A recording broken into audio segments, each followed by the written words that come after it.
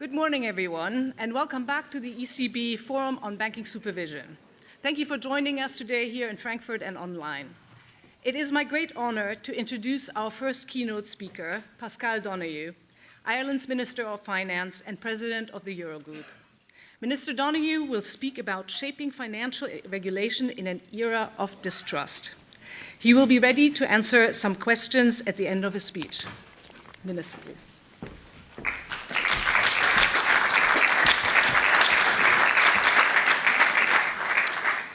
Good morning, ladies and gentlemen, and thank you very much to the organisers of this conference. And I understand this is the 6th forum now on banking supervision.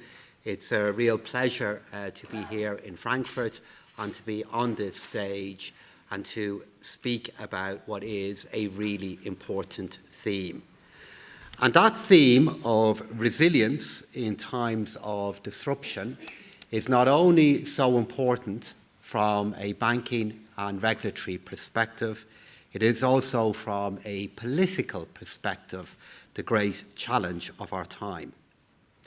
And speaking here in this building and speaking here in this institution, so many of you will be aware that our system here of central banking in Europe and the way we think about financial regulation has many different origins and has been drawn from many different schools of thought.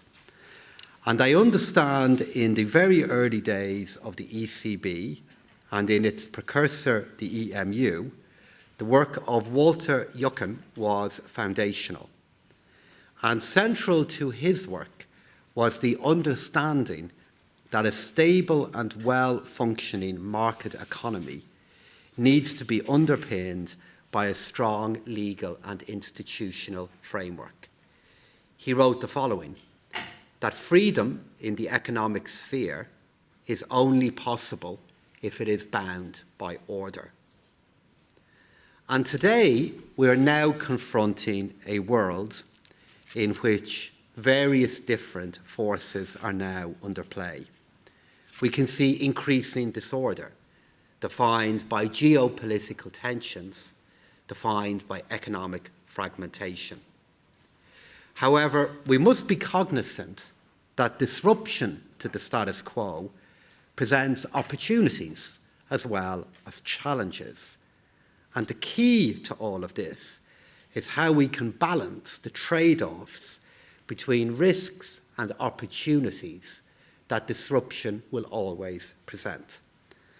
And that's why today's forum, I'm sure, is a really valuable opportunity to reflect upon the various challenges that are inherent in this moment. And when we look back, we and you should be really proud of what has been achieved. As the first pillar of banking union, the establishment of ECB banking supervision, and in particular, the creation of the SSM, was a landmark moment in the transformation of the euro area. It's now firmly embedded as a symbol of the euro area and the economic integration that has happened. But of course, it's far more than a symbol. It's a critical institution. And this was evidenced to me only on Wednesday, when we had the great pleasure of welcoming Claudia, the chair of the SSM, and indeed the head of the SRB, to the Eurogroup meeting in Brussels, where we had our biannual engagement between all ministers and Claudia. And the quality of that dialogue and the nature of that engagement has changed so much, reflecting the different roles that are present in that room. And while at that time the establishment of ECB banking supervision was a very difficult decision, we now know that it was the correct decision then, and it's the correct decision now. It was the way in which we strengthened our banking and financial system, and this resilience has been our strength, and it's vital that we continue to build upon it. So when we talk about supervisory practices today, it's good to remind ourselves of the actual need for banking sector regulation and to revisit very briefly the past events that shaped its current form. We can all remember the very dark moments during the crisis. We remember what this meant for our banks and for their future, and we still feel the impact of that here today. But the aftermath of that financial crisis is a shadow that's still very much with us because of the role it played in trust, the role it played in the erosion of trust in institutions, all of the many, many political effects that had, and the very hard work we've all done and the journey that we are on to reclaim that trust, to rebuild it month by month, year by year. And central to all of this, but at times in the background, has been the role of global cooperation. It was central to the progress we have made with regard to trust by enabling us to reshape banking supervision together. And at the level of the European Union, this reinforced the need for the creation of banking union. We have a lot more to do, and I'm very, very clear on that. But we have taken steps, and the progress that has been made, particularly with regard to supervision, and the work of all in the banking sector in responding back to that, has been instrumental in promoting financial stability, protecting the taxpayer, and continuing our journey towards the single market in banking. And as we're all aware, one of the key objectives in our efforts, if not actually the key objective, was to break the negative feedback loop between banks and the state. And in my view, progress on that relationship was and will be the cornerstone of how we rebuild trust. And it therefore would be remiss of me not to acknowledge the very strong performance of our banks under the supervision of the SSM and their very clear resilience, which has been improving steadily in the last decade. We have come a long way, and since then we've shown our ability to weather many different shocks. But we're now in a new world. We're now looking to the future. And we know that in the past and in the future and now, global cooperation has been critical to the regulatory environment we are now in. Maybe even it's the key ingredient to effective regulation, seeing financial stability as a global public good. So if we want to live in that world, if we want to make the case for protecting an open global financial system, then I contend that part of the journey of trust that we have to keep on is looking at how those global standards in turn have helped us protect financial stability. In the absence of that, we face a different journey. We face a journey of regulatory fragmentation, of arbitrage, and of a playing field that keeps on changing. Ultimately, that could just create further risks to the consumer, to stability, to investors, and to the kinds of services that we're able to provide. And as we think about our way to navigate our way through that kind of change, my strong view as a Minister for Finance and as President of the Eurogroup is that the independence of our regulators has been fundamental to the progress that we've made. This independence has allowed us to maintain a financial stability prerogative, while also at times responding back to changes that need to be made as economic conditions also evolve. And just as the independence of the ECB and all central banks in setting monetary policy is crucial, similarly, the independence of the supervisory role of the ECB and SSM is also fundamental. We're living in a world where rapid change is increasingly woven into the status quo, where regulation, the nature of policy, is questioned against a backdrop of change.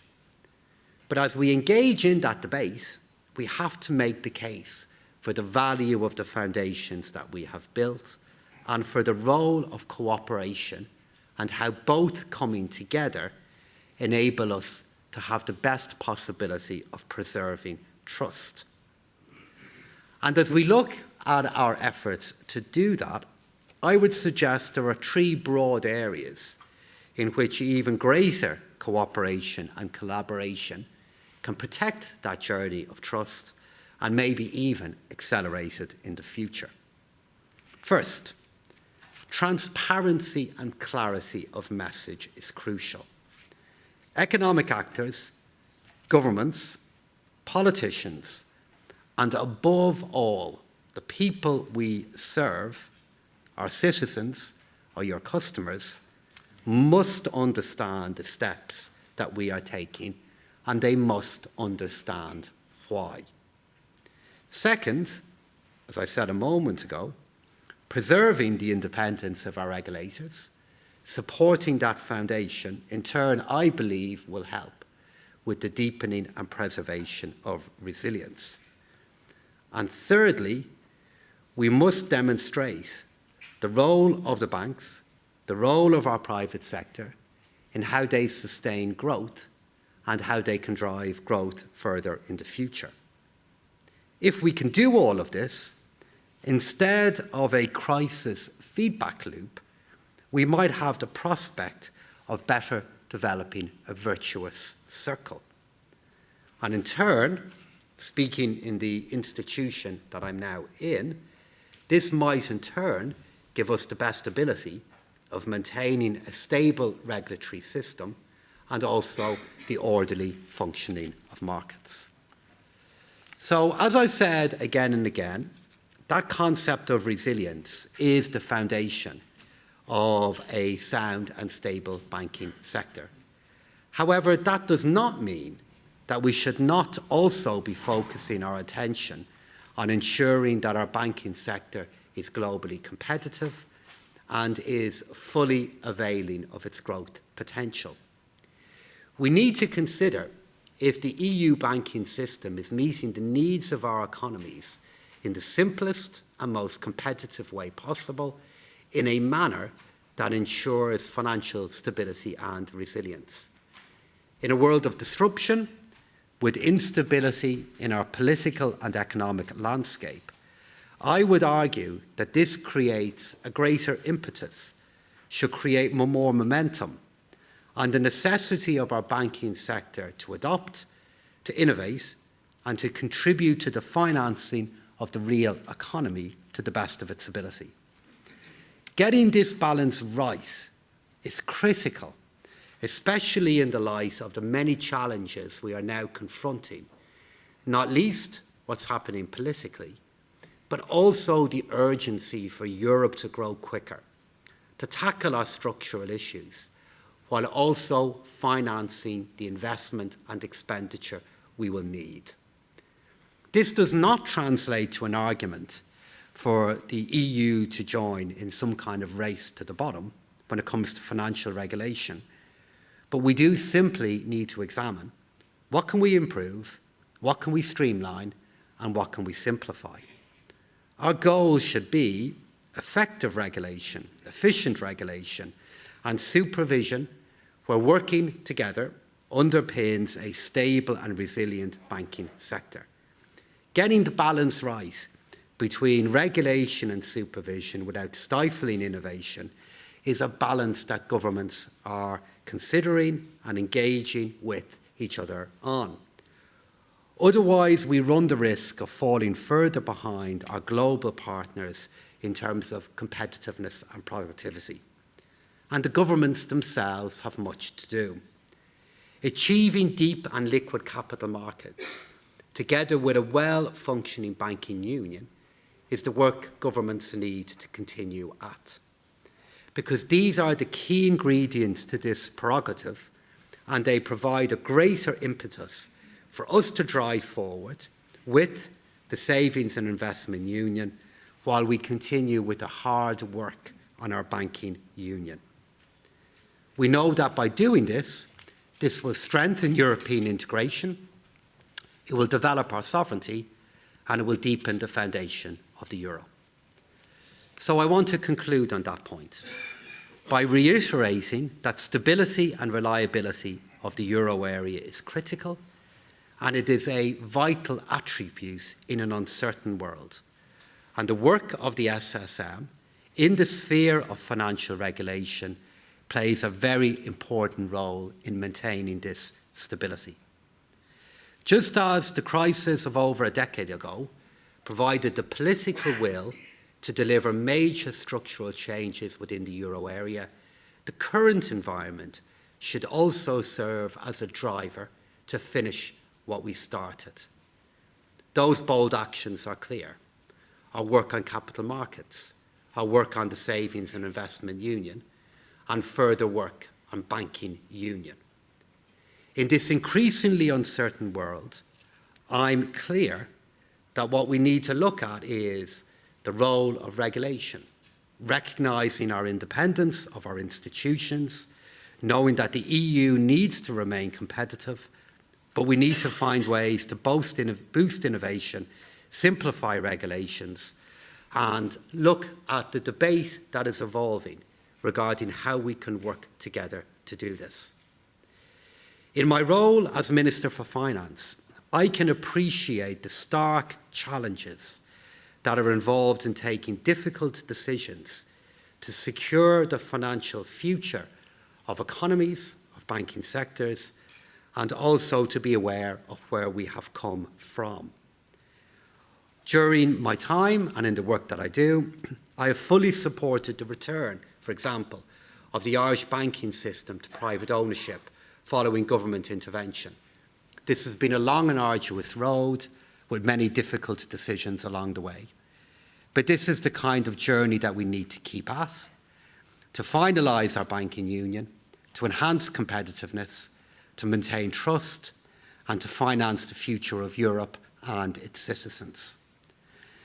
President John F. Kennedy was fond of quoting an Irish author who wrote that as an adventurous boy, when he and his friends would come across a wall that looked too high, they'd throw their hats over the wall, so they'd no option but to find a way over it. So we have to throw our hats over that wall and commit to delivery as political leaders, as leaders within our banking sector, and as leaders of the great project of the European Union, to find a way in that we act with responsibility, but never ever run the risk of complacency. Thank you.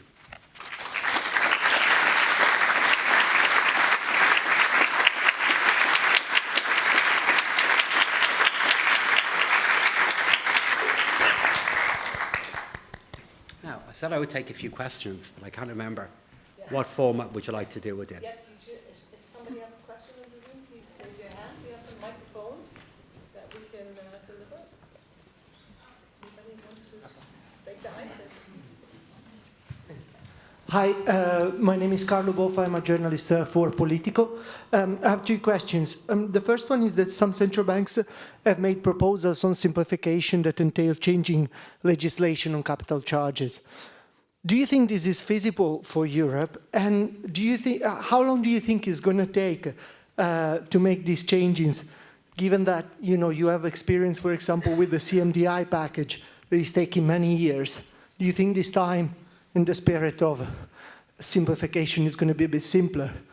And the second question, given that you are here in Frankfurt, maybe quickly, do you expect to leave Frankfurt with a letter to start the process for the succession of the Vice President of the ECB? Thank you. Excellent. Thank you both. Thank you for those two great questions. I'll begin with the easy one in terms of the future of our banking sector, and your question there. So firstly, the point that you made there about CMDI, you are of course correct. It did take time, and I remember very, very clearly the many meetings within the Eurogroup where we had to negotiate a political agreement to encourage the package on the crisis management framework to be proposed by the Commission. But that's now nearly agreed. And this will be the first step forward in banking union that has happened outside of an acute financial difficulty within Europe. And when I talk about the progress on banking union and the work that we have done, I sometimes think that we underestimate the value of each step because we have taken these steps over many, many years. So the crisis management framework package, I hope, very, very shortly will be completely agreed and implemented. And many of our colleagues within the European Parliament who are here today, and in fact I see Amanda Tenagli, was the rapporteur for the CMDI package within ECOFIN. And the European Parliament did great work in trying to move forward a very, very complex file. So progress has been made on that. In relation to your point then regarding financial charges and what different central banks might recommend, so I understand and know that work is underway here within the ECB, chaired by Vice President de Guindos, and when they bring forward that report, it will give us all an opportunity to consider the recommendations. Do I believe we'll be able to make progress on them? Yes. Do I think that will take time? Yes. But we need to ensure that time is shorter than it has been in the past. And that's what we're going to try to do. In relation to your second question regarding the ECB, so we had a discussion on this in the Eurogroup meeting on Wednesday, and we have outlined to governments what will be the process with regard to the filling of that post, and I would anticipate that process will be commencing soon.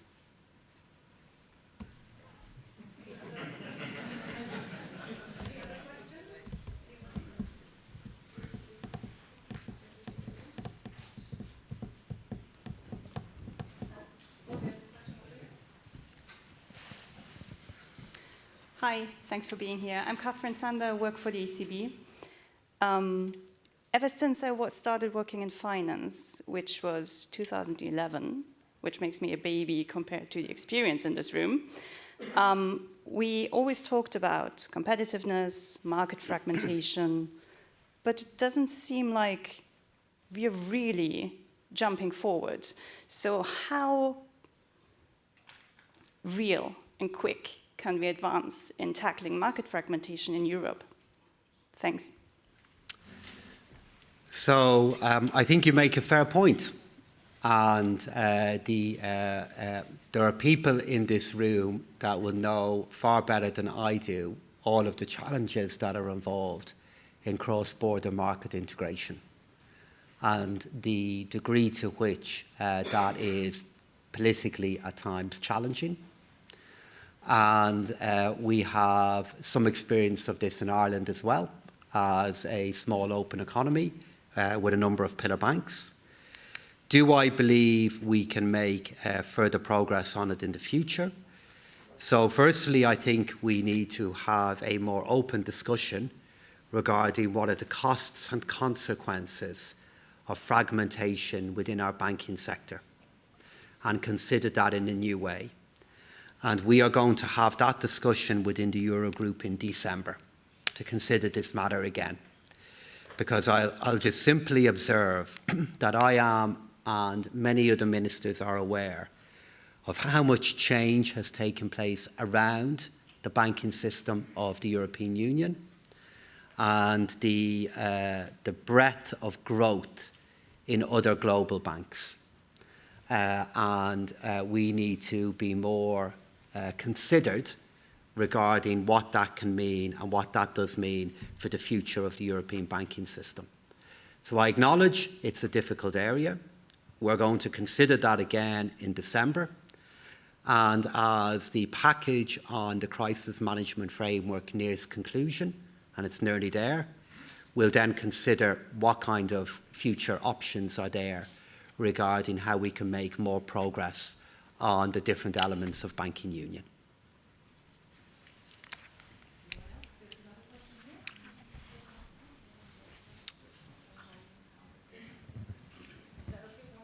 Sure. Thank you very much. Jasmin Osman from Handelsblatt in Germany.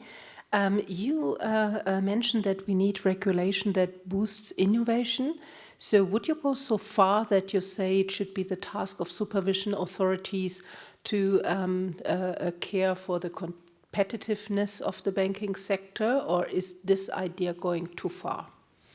So I said that regulation plays a role in the environment that then leads to innovation, but I was at pains to say in my speech that the foundation of all of this is the independence of our regulators and the role they play in financial stability. And maybe it's because of the experiences I've had myself, that will always be the number one job. Do I believe that regulators should have a mandate with regard to competitiveness? I believe the mandate they have now is the right one. And I believe if they get the long-term framework right from a stability point of view, that's the key thing to, in turn, to allow the private sector then to prioritise innovation. So I don't support a change in mandate. I believe the role of regulation, first and foremost, has to look at stability.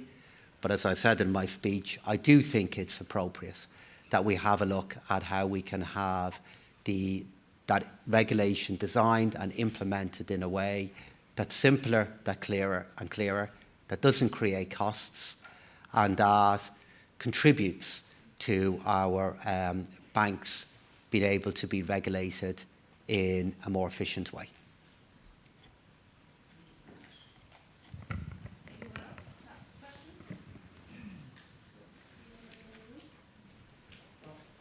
Great. So, thank you.